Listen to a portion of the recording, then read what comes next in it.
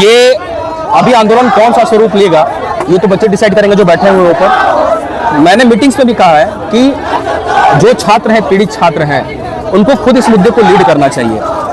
और अब ये स्टार्ट क्यों हुआ, जो आप पूछ रही है कि ये क्या उस तरह का होना चाहिए, तो बिल्कुल उससे बड़ा होना चाहिए। मैं कारण बता दे रहा हूँ मैम आपको। ये प्रोटेस्ट जो जंतर मंतर का उभरा था, ये नीट परीक्षा पर उभरा था।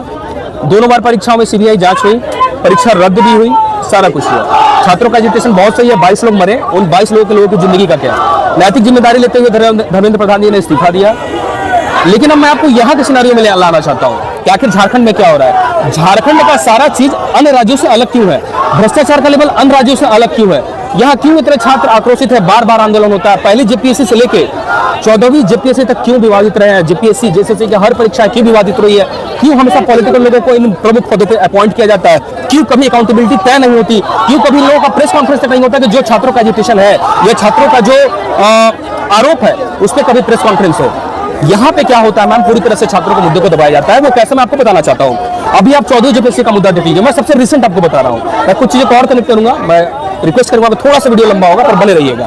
14वीं जेपीएससी का मुद्दा क्या था, 14वीं जेपीएससी का दो मुद्दा। सबसे पहला ओएमआर शीट जो रंगा जाता है प्रारंभिक परीक्षा में, जो कि बहुत ही कॉन्फिडेंशियल होता है, उसकी 1% छात्रों को दी जाती है। ठीक है, ओएमआर शीट वायरल होता है और उसमें यह देखा जाता है कि राज्य की इतनी बहुप्रतिशत परीक्षा का ओएमआर शीट में मात्र 30 नंबर यानी कि 30 डॉट को फिल करके बच्चा मुख्य परीक्षा के लिए क्वालिफाई करता है। ये सोचिए कितना बड़ा ऑफेंस है ये। उसके बाद 2 दिन के बाद एक और अखबार की रिपोर्ट प्रकाशित होती है, उसमें जेपीएससी बैकलॉग का प्रकाशित होता है कि मात्र 17 नंबर लाया हुआ लड़का, मात्र 17 रंगा हुआ लड़का क्वालिफाई करता। मैंने 2 परीक्षा का उदाहरण दिया आपको, 14वीं जेपीएससी, बैकलॉग, ये दोनों को ओएमआर वायरल हुआ। सोचिए मैम ये कितना बड़ा अपराध है। ये झारखंड के छात्रों के सपनों पे कितना बड़ा कुठाराघात है कि आप लाख फ्रिस्किंग अच्छे रख लीजिए, सेंटर्स पे आप जैमर लगा दीजिए, सेंटर्स पे आप मतलब एकदम क्लोज मॉनिटरिंग करिए, हर राज्य में हर जिले में पीछे करिए। हमने बहुत साफ सुथरी परीक्षाएं की, लेकिन जिस दूध की रखवाली करने के लिए बिल्ली को अपॉइंट किया गया है, तो सोचिए क्या वो दूध सुरक्षित रहेगा। मैं आपसे पूछना चाहता हूँ कितना बड़ा अपराध है ये। और भी कई परीक्षाएं, जितने भी परीक्षाएं टीडीपीएल यानी जिस एजेंसी का नाम सामने आया है, अभय तिवारी नाम का जो शख्स है, सारी परीक्षाओं की जांच करके यथाशीघ्र रद्द होना चाहिए। सोचिए इतना बड़ा अपराध मैम आ गया, वेबसाइट पे आ गया, सॉरी हर जगह वायरल हो गया, उसके बाद ये अभी तक क्या प्रारंभिक परीक्षा रद्द हुई? ये रद्द होना चाहिए कि नहीं, मैं आपसे पूछना चाहता हूँ। लेकिन कुणाल जी जो अध्यक्ष जिन्होंने जो टीडीपीएल को एग्जाम कराने का जो है वो जिम्मा दिया, उसके साथ साथ उनके घर पे सीआईडी की रेड पड़ी, कल लगातार उनसे 8 घंटे पूछताछ हुई है, आज भी लगातार जो है उनसे पूछताछ जारी है, उनका पासपोर्ट जब्त कर लिया जी जी, और उनका साफ तौर से कहना है कि मेरी इसमें कहीं भी कोई भागीदारी नहीं है। मैम मुझे भी लगता है कहीं ना कहीं उनको मोहरा बनाया, खैर इस पर मैं बात नहीं करूंगा, वो जांच जारी है, वो काम जांच एजेंसी करेगी। पर मैं ये पूछना चाहता हूँ कि ये देखिए हट धर्मता देखिए कि पेपर वायरल होने के बाद भी, ओएमआर शीट वायरल होने के बाद भी अभी तक तो उस परीक्षा को कब का रद्द हो जाना चाहिए था, कब का रद्द हो जाना चाहिए था। क्योंकि जब ओएमआर शीट अंदर जब भरा गया है तो अंदर कितने एग्जाम में भरा गया होगा, कौन से AFO का हुआ, यार का बहुत सारी परीक्षा हुई है, 5 परीक्षाएं हुई है मेरी जानकारी में, सबको तो ये तत्काल प्रभाव से रद्द कर देना चाहिए था, तत्काल प्रभाव से रद्द कर देना चाहिए था। अब उसी का मैनेजर एक अभय तिवारी जो कि एक सीन में आता है, जिसकी गिरफ्तारी भी होती है, वो व्यक्ति जेएसएससी सीजीएल जो 10 साल का विवादित परीक्षा है उसमें वो लड़का क्वालिफाई है, सेकेंड रैंकर है बीएसओ का, सेकेंड रैंकर। और उसी ने जेएसएससी की पूर्व में आयोजित परीक्षा है पीजीटी, जिसका रिजल्ट आज तक दिया जा रहा है टुकड़ों में, 2013 से लेकर आज तक, उसमें इंग्लिश का टॉपर है, साथ ही साथ 2 अन्य परीक्षाओं को भी उसने पास किया है। तो क्या ये जांच का विषय नहीं है कि जो एजेंसी का व्यक्ति है उसको कौन सी दिव्य ज्ञान की प्राप्ति हो जाती है कि सारी परीक्षाओं को वो टॉप करता है? कौन सी दिव्य ज्ञान की प्राप्ति हो जाती है? 1 नहीं, 4 नहीं, 5 नहीं, 4-5 परीक्षा, कौन सी दिव्य ज्ञान की प्राप्ति हो जाती है?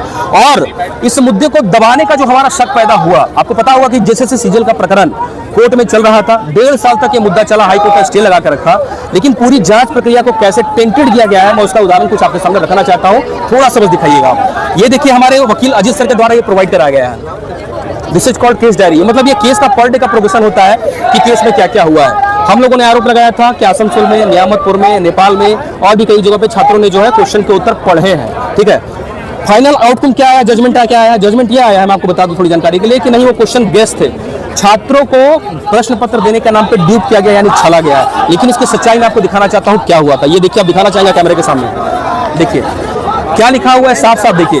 ये कुंदन कुमार है, उसका स्वीकारोक्ति बयान है। कुंदन कुमार ने स्पष्ट कहा है पूछताछ में क्योंकि 135 प्रश्नों के उत्तर मिले थे, जिसमें 8 से 10 प्रश्नों के उत्तर गलत थे। उत्तर क्वेश्चन नहीं, उत्तर। और जांच एजेंसी ने हमें से कहा कि हमें से कोई प्रश्न पत्र नहीं मिला। ये बताइए, 135 प्रश्न के उत्तर मिले थे, जिसमें खुद ये कह रहा है कि 120 प्रश्न के उत्तर सही थे, तो ये परीक्षा कॉम्प्रोमाइज थी कि नहीं। सबसे पहले कि 2 दिन पहले नेपाल में, 2 दिन पहले परीक्षा सेंटर पे पहुंचता है परीक्षा के दिन, 2 दिन पहले नेपाल में है, दैट सिंपली मींस कि परीक्षा एजेंसी से आउट हुआ है। आप लाख प्रेस्क्रीन दिखा लीजिए कि नहीं, सेंटर्स का दिखा लीजिए कि सेंटर पर कोई स्पाइक नहीं हुआ, तो मुझे बताइए कि क्या है ये क्या है। और भी कई एक पेपर है, पूरा पेपर है रजिस्टर के पास। ये तो मैं आपको चंद पेपर दिखा दे रहा हूँ। आगे देखिए, ये मनी ट्रेल। ये बताइए मुझे कौन सा ऐसा बेवकूफ व्यक्ति होगा जो परीक्षा होने के बाद गेस्ट क्वेश्चन के नाम पे मार्च तक पैसा देगा। ये देखिए मनी ट्रेल, मेरा भी नहीं है, ये वरीय जांच एजेंसी का ही रिपोर्ट है। देखिए मनी ट्रेल, सारा का पैसा देखते रहिए। ये सारा जो हाईलाइट किया हुआ है, गौर से देखिए, सारा परीक्षा के बाद का है, सारा परीक्षा के बाद है। और सबसे ताजुब होगा एक और, देखिए ये परीक्षा के देने के 7 महीने के बाद का मनी ट्रेल है। परीक्षा के 7 महीने के बाद मुझे बताइए कौन सा ऐसा मूर्ख व्यक्ति होगा, कौन सा ऐसा मूर्ख स्टूडेंट होगा जो परीक्षा होने के 7 महीने के बाद गेस्ट के नाम पे पैसे देगा, गेस्ट क्वेश्चन के नाम पे। क्या ऐसा संभव है? नहीं संभव है। मतलब पूरी प्लानिंग के साथ एक पॉलिटिकल प्रेशर में जांच एजेंसियां अच्छा काम तो करना चाहती है, अच्छा करना, लेकिन उनको एक पॉलिटिकल दबाव में दबाया जाता है, क्योंकि ये प्रेस्टीज का विषय होता है। उसके अलावा दूसरा एक देख लीजिए, दूसरा एक और आरोप देख लीजिए। नेपाल के अलावा उन्होंने कहा कि पेपर सिर्फ नेपाल तक सीमित है। ठीक है, हम लोगों ने जांच कर दिया है। ये देखिए, हम लोगों ने पश्चिम बंगाल भी दिया था, और ये मैंने जांच एजेंसी की रिपोर्ट बोलती है कि परीक्षा के एक रात पहले 20 तारीख को आसनसोल नियामतपुर, जो एग्जैक्टली FIR में ही मेंशन है, 120 लोग वहां पे एक रात पहले ठहरे हुए थे। 120 लोग, विवाह भवन या जो भी था, ये शायद विवाह भवन ही था। मुझे ये बताइए 120 लोग उस रात पहले क्या थे, किसकी शादी करा रहे थे वो लोग? 120 लोग एक रात पहले किसकी शादी करा रहे थे? आयोग की अध्यक्ष की, किसे करा रहे थे? ये मतलब सीधा सीधा छलावा है, ये सीधा सीधा छलावा। और ये मेरा पेपर नहीं है ये। और आप जो कह रही है कि जांच एजेंसी, मैं पूछना चाहता हूं कि जांच एजेंसी कैसे दिग्भ्रमित किया जाता है पॉलिटिकल प्रेशर में। मैं आपको 2 पेपर और दिखाना चाहता हूं। देखिए, जो इसके आधार पे कोर्ट में दिया गया है, ये सबसे बड़ा प्रमाण है, मेरा नहीं। जो मैं कह रहा हूं कि जांच एजेंसी किसी के दबाव में काम करती है, वो काम तो अच्छा करना चाहती है। ये देखिए, ये मार्च का रिपोर्ट जो CID के जो आईओ थे, उनकी रिपोर्ट ये कहती है, जो मैंने आपको दिखाया, ये देखिए आप, कि 100 से 125 प्रश्नों के उत्तर मिले थे। ये देखिए, ये हाईलाइट किया हुआ है, ये मार्च का है। पूरी टीम बदली जाती है मई में, पूरी टीम, CID के DIG, SP और केस के IO। और उसके बाद देखिए सितंबर में जांच किस तरह से घूम जाता है। और ये जो गेस्ट क्वेश्चन था, ये पूरी गेस्ट क्वेश्चन की थ्योरी, ये जो पेपर आउट था, जो खुद CID ने लिखा है, क्वेश्चन हटाए गए थे, वो थ्योरी देखिए फ्यू क्वेश्चन पे आ जाती है और गेस्ट पे आ जाती है। ये देखिए, तो मुझे बताइए, मैं झारखंड की जनता से और आपसे ये पूछना चाहता हूँ कि बताइए ये क्या है फिर? ये क्या है? ये झारखंड के छात्रों को, सपनों को सीधा सीधा बेचा गया है मैम, और किसी के इशारे पे दबाव में। तो कुणाल जी, आप लोगों का आरोप सीधा सीधी झारखंड सरकार पर है कि एजेंसियां तो सही तरीके से काम करना चाहती हैं, लेकिन एजेंसियों के दबाव के कारण वो लोग गलत काम कर रही है। मुझे एक बात बताइए कि अब अगर आप लोगों का ये आंदोलन, ये मार्च जो है वो पूरे तरीके से सफल नहीं रहता है, तो आगे आप लोग किस तरीके से सरकार पर दबाव बनाएंगे? क्योंकि मेंस की परीक्षा की जो है वो तिथि बस बदली गई है, थोड़ी सी पढ़ाई गई है, परीक्षा रद्द करने की अभी तक कोई भी बात नहीं कही गई। बिल्कुल बिल्कुल। देखिए मैम, ये मैंने कहा कि ये विशुद्ध रूप से छात्रों का आंदोलन है, छात्रों की एक टीम है, और मैंने उन्हीं को बोला है कि आप ही लीड करो। क्योंकि हमेशा ये होता है कि हम लोग अगर अच्छे कॉज से भी अगर आगे बढ़ना चाहें, तो मुझे, हम लोगों को पार्टी का एजेंट बताया जाता है, पार्टी का एजेंट है, ये है, वो है। मुझे बताइए कि चलिए एक बार मान भी लेते हैं कि हमारी एक विचारधारा हो सकती है, मान लेते हैं, तो क्या बताइए हमारा कॉज गलत है? क्या हमारा आरोप गलत है? अगर उसके बाद बताइए, मैं एक्सेप्ट करने के लिए तैयार हूँ, एक्सेप्ट करने के लिए तैयार हो। और यहाँ तक इन लोग इतने गिर जाते हैं मैम कि जांच हम लोग जो है, जांच हम लोग आगे बढ़े, जो हम लोग सबूत दिए, हम लोग पूरा लड़ाई को लड़े। हमारे मस्ताना सर, जो कि झारखंड सरकार में इस सचिवालय में ASO जिसकी परीक्षा ली गई है, उनको उठा के जेल में डाल दिया जाता है, इसलिए कि वो विसल ब्लोअर ने आगे बढ़े। 4 महीने उनको जेल में रखा जाता है, और सच्चाई आज आपके सामने है। ठीक है, that time I was suffering from cancer. मैंने चीख चीख के बोला कि मेरा इलाज चल रहा है, रेडियोथेरेपी चल रही है, मैंने पेपर्स दिया, ये इलाज चल रहा है। लेकिन जैसे ही सितंबर में ये जांच का बदला स्वरूप मेरे ऊपर वारंट इशू किया गया, तब जब हम सुप्रीम कोर्ट में से लड़ाई को लड़ने के लिए गए थे। ये कौन सा अत्याचार नहीं हो तो क्या, ये बताइए?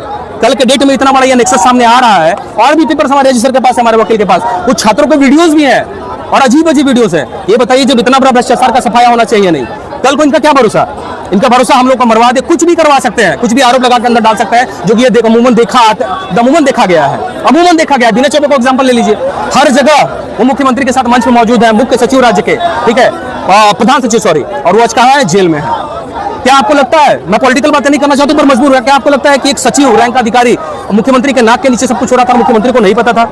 ये आयोग के जो चेयरमैन जो इस्तीफा दिए, ये पूर्व मुख्य सचिव इसी के, मतलब 4-5 महीना, साल भर पहले, और देखिए उन्होंने खुद इस्तीफा दिया, उनका पासपोर्ट जब्त किया जाता है। क्या आपको लगता है कि बिना किसी ऊपर के हाथ के वो इतना बड़ा काम कर सकते हैं? तो ये पूरा का पूरा जांच का विषय है, सीबीआई जांच की मांग करते हैं और नैतिक जिम्मेदारी माननीय मुख्यमंत्री इसको लिए, जिस तरह से शिक्षा मंत्री लिया इसकी नैतिक जिम्मेदारी ले और सीबीआई इंक्वायरी तुरंत दे आगे, अदरवाइज ये आंदोलन बड़ा स्वरूप लेगा, छात्र डिसाइड करेंगे। ये आंदोलन तब तक नहीं रुकेगा जब तक सारी चीजों का सॉल्यूशन नहीं निकलता। कुणाल जी, कई बार ऐसा होता है कि छात्रों की आड़ में जो है वो राजनीतिक पार्टियां भी आ जाती हैं बिल्कुल में, क्योंकि जीपीएससी परीक्षा को लेकर अगर हम बात करें तो बीते दिनों जो है वो बीजेपी ने भी जेपीएससी कार्यालय का घेराव किया था और इसके साथ साथ वो जो आज बीजेपी के जितने सांसद हैं वो दिल्ली में जाकर के कांग्रेस से ये मांग कर रहे हैं कि यहाँ से अपना समर्थन वापस ले ले सरकार से। तो क्या आपको ऐसा नहीं लग रहा कि राजनीतिक जो पार्टियां हैं वो जो समर्थन दे रही है वो अपने फायदे के लिए दे रही होंगी? मैम, उनके अपने फायदे हो सकते हैं, आपकी बात बिल्कुल सही है, पर इसमें छात्रों का भी तो फायदा है। अगर आज छात्रों की आवाज पूरे देश में गूंज रही है संसद में, तो इसमें बुरा क्या है? वो अपनी राजनीति देखिए, उनका काम ही राजनीति करना, हम उनको राजनीति करने से रोक भी नहीं सकते, हम और आप रोक भी नहीं सकते। इवन आप लोग तो मीडिया बाइट लेने के लिए पहुंच जाते हैं कि आपका क्या कहना है, आपका क्या कहना है, तो अच्छा काम है, सब लोग मिलकर साथ चले, लेकिन अच्छे कॉज के लिए। लेकिन ये भी मैं कहना हूं कि अगर बुरा काम हो रहा है तो उसका विरोध भी करें। छात्रों की आवाज अगर कांग्रेस जिस तरह से वहां उठा रही थी, तो मैं कांग्रेसियों से ये भी अपील करता हूं कि भाई आप आगे आइए हमारे लिए। आपने जिस तरह से वहां पे मुद्दा उठाया है, इतना बड़ा मुद्दा हुआ, आपका भी सपोर्ट था, आप भी मंच पे गए थे, तो यहाँ भी इस मंच पे आइए, छात्रों के मंच पे आइए, क्यों नहीं आ रहे हैं? अगर आप आइएगा तो ये विशुद्ध राजनीति है। मतलब कि एक कहावत है, मैं उस कहावत को बोल रहा हूं कि कुतुओं मीठे भोतरों मीठ नहीं रहना चाहिए। अगर आना है, अगर सच में आप छात्रों के हितैषी हैं, झारखंड में आप कोलिजन में आपके साथ में सरकार है, अगर वाकई आप छात्रों के प्रति हितैषी है तो मंच पे आइए और मंच पे आके बोलिए कि सारी परीक्षाओं में जो धांधली हुई है, जो छात्रों का आरोप हम उनके साथ है, सीबीआई जांच होनी चाहिए, राजनीति न करे। अगर कोई राजनीति कर रहा है तो वो उसका विषय करे, इसे अगर छात्रों का फायदा होता है तो कोई बुरा नहीं, और किसी भी पार्टी को नैतिक समर्थन देता है तो हम उसका स्वागत करते हैं, पर किसी भी ये छात्र का मंच है, इसको राजनीतिक मंच ना बनाए, ये मेरा हाथ जोड़ के बीजेपी युवा मोर्चा, जेएलकेएम, आजसू के जितने भी यूथ विंग है उन सभी का समर्थन आया है, क्या एनएसयूआई का समर्थन अभी तक आप लोगों के पास? यही एनएसयूआई विंग किसका है? एनएसयूआई विंग है कांग्रेस का, ठीक है। झारखंड यूथ कांग्रेस किसका है? कांग्रेस का विंग है। तो मैं कह रहा हूं अपने बड़े भाइयों से, मेरे बड़े भाइयों से निवेदन है कि आप लोग आइए, आके जो है यहाँ पे समर्थन दीजिए, मंच पे दीजिए, आपको दिखना चाहिए अगर वाकई झारखंडी छात्राओं के साथ, झारखंड छात्र छात्राओं के साथ, क्योंकि वोट आपको लेने यही घूमना है, इसी राज्य में वोट लेने घूमना है, बाहर नहीं जाइएगा। और ये जो मुद्दा है ना, ये मुद्दा बहुत हाई क्लास का मुद्दा जा चुका है, क्योंकि जिस तरह से केंद्र सरकार में तो सीबीआई इंक्वायरी होती है, रद्द होता है, ठीक है, सीबीआई इंक्वायरी तो होती है, लेकिन यहाँ तो कुछ भी नहीं होता है। यहाँ तो जांच एजेंसी को, वरीय जांच एजेंसी को जिम्मा भी दिया जाता है, वो जांच भी सही करती है, लेकिन आपने अभी देखा कि किस तरह से पॉलिटिकल दबाव में जांच का क्रम को ही मोड़ा जाता है और सारे मामले को दबा दिया जाता है। बहुत बहुत धन्यवाद।